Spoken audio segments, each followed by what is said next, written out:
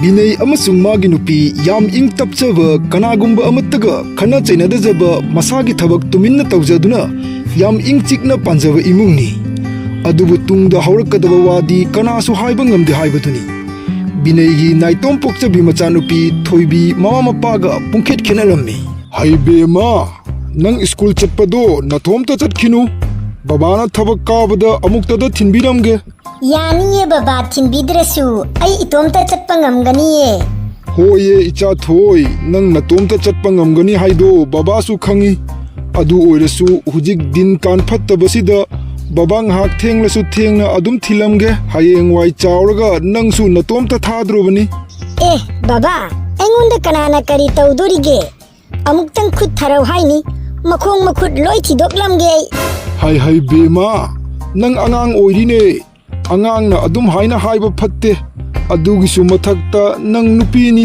nupi haido matam khudingda ingna chikna leigadabani ko baba ai mingse thoibi kaure haina thaina gi thoibi tawna ingna chikna leigadaba natte engonda haurakpa mi dudi ai maya kunthra ni thoi mak thidoklam doini hai hai sunita nangbu nacha nupi se kari charaga polakke ne he asukyam makanthi phatri sibu asibu chawraga kamai tawdoino ओ कैसु तौरो ये मोय बा चावरगा मराइना फजरकचनी हाइबेमा नंगबु अंगांग ओइरिने अदुगुंबा नतिक न पाचादबा वादो हायै देखो इमा नंग आई तमक्ता करीमता खनगनु नुपा चामा लागलसु आई मतु नामता सोकपा ngमोये अमुक्तदा लोय फुदलमगे हाइनी यारे नन फावबा ताबा कोक्त्री अदुगा मी फुनी कासु हाइये चलो चलो स्कूल दो थेंगलनी अमुक thoibi angang oiringagi punsi ase asumna mi lai kanamata kidadana horaklammi adubu mama pagi wakhalda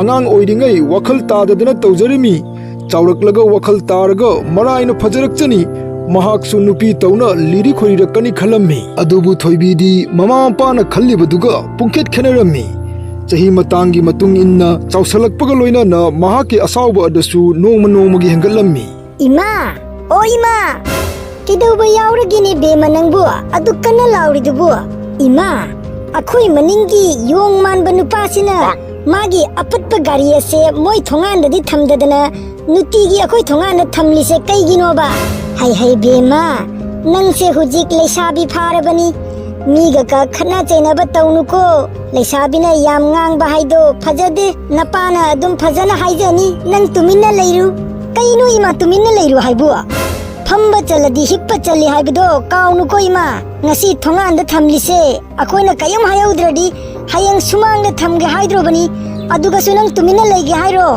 yengu bema miga khanara chainaraga kari sukana ponate napasu ahan oisalakle adui mathakta migi tauna nachin nopa lei haibasu natte aduna tumina leibana phai bema yare ima इचिन उपा याउदी हाइनबु Moina तौनिंगबता तौगे हाइदुदी सुंया यारोय आई लेरिसिदी कनागी गाड़ी का लोय हवा हाइजल मै थादोके thoibi asawbagi maida mamana haibado ta dangai maningi yum aduda chatuna gari ado lothoknaba hairammi ine o ine kanam leitro yum asibu a kaino ne bema adu kana lawri dubu na pangdriye akoibu ine nachanu pada hairu गाड़ी दो लेरगा थमफम लेत्रदिने आ लबुक तर canoe थमु हाइरु मीगी चंगथोक चंगसिन मपादा थमगनु हाइरु ए केदौरगिने इबेमा थोंगानदा थमबदुबु नोइगी मांगोनदा थोंजिन मयादा थमबदि नत्तेदना ओ फरे फरे इने अदु ओइरदि आइसु आइगी थोकपा तौ तारे होरेन नुंथिंगी मनुंगदा गाड़ी दो अखोय थोंगानदि लखोक्तदि जोतेक थांतेक योनबा मी अमा लोइना रौ आई फजना थिदोक पिरमगे thoibigi wa ado tabada mama macha ado kimanduna ngahak matungda chatuna gari ado lothoklammi thoibigi matau ado ubada kairole kaigi mina kibatanatana mama mapagi mathamoidasu akiba ama phaurammi leisabi phana thajaba yara matam phauba nupi ama oibagi liri khoiribadi lairana mahaki asawba mi lai kidabadu ubada mama mapana thajadagi kanna honarammi adubu mahaki matau ado ubada kanamata hongsi haiba yaramde बेमा बाबा वा हाइगे ताउ अखोइगिनी हाइबदा नंग नतना कनासु लैते मदुना नंग हंदकी मरी असिदी ngमोय हाइना हाइनु को Madugi mathakta nupa macha ado aigi imanabagi macha nupani maduda nang amuktang khanthau ko. Thoibi mapabunggi wa ado tabada wa machet amata ngangdangai mapabungna haibdo harau harauna yaduna nupa aduda honglammi. Adubu sosti de yaurakpadi kokpa ngamde haiba matagum Thoibi luhonga matungdasu karimata honglamde. Ibema sakhi sum tababu nang namau nupi se mi laika amata kidi haine. Nupa ka se tap tap paidana phudetli hai yengu he nacha nupa ka do. Ine na tari do achumbani. Lan bu laladi nupa khangde nupi khangde chairak piba tabani. Hanubi su laladi phuai de haiba leite ko. Haima kaya to usitrino yengun he. Chummi na sakhi mi na haina dise. Nang namau nupi sidi aphau binin he. Mi laika amata kidin he.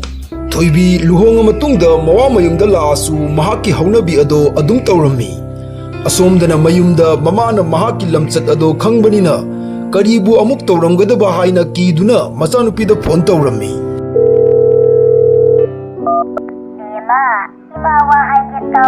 Nanem naku karolaka yana bachatlu ko. Mi na wa ama ani henjakrasu moiga manadana nang khatnarunu ko. Aigi natrasu nang babagi di ijat se thammu ko.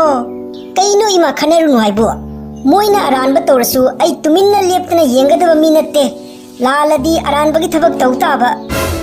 Sunita machanupibu ningthina leinaba kanna hairami. Adubu machanupidi taba kauba leiramde. Asumna Thoibi mau ama oibagi ayuktagina nungthin phawba ningthina wairam kolik sengduna manemaku amasung mapuroibabu seba tawrami.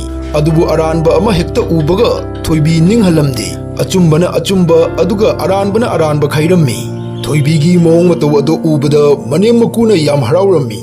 Adubu kairo lekaigi minadi Thoibibu kaya nungsiramde.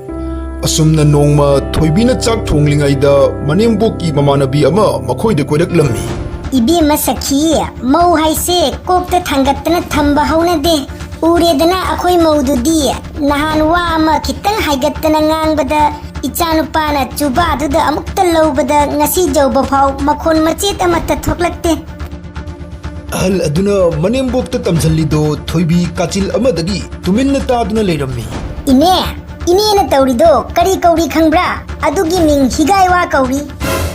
Kari higaiwa tumin leiru angang nan government gi ain matung inna ine hoina namau nupi da tawrido ine ga nachanupa ga jail da changba yai khangaba masagi imung thugai loraga migi imung mu thugai de tawrido ngasi mak jail da thawro ine nang.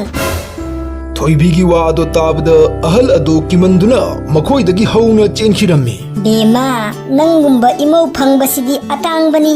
Taibang pansida miyoi punamak imau tauna achum aran khaiduna achumbana achumba aduga aranbana sarkargi ain matung inna matik chaba dandi pinaradi miyoi punamak mikap maisa langdana santida laiganiye.